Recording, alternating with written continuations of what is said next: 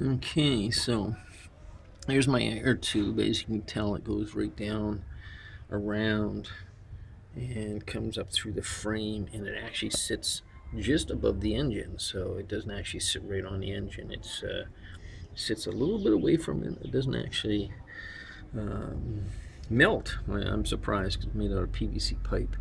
I want to make the new one here maybe out of aluminum. They're probably a little bit better off than having in a PVC pipe, but this is just a prototype. That's all it is. In here I have to take the air tube off the back. I don't know if you can see in the back here, it's kind of dark. And on the end of the tube we're going to put our new gasket on there. We should seal this off and have it so that there's no air leaks. There's no air leaks going around. Actually, all the pipes here are so tightly fitted, it's pretty hard to get air through it. And on the top one here, where it looks like there's a gap, it's actually been sealed on the inside so that there's no air leakage coming in. But the rest of it has to come off here and be taken out.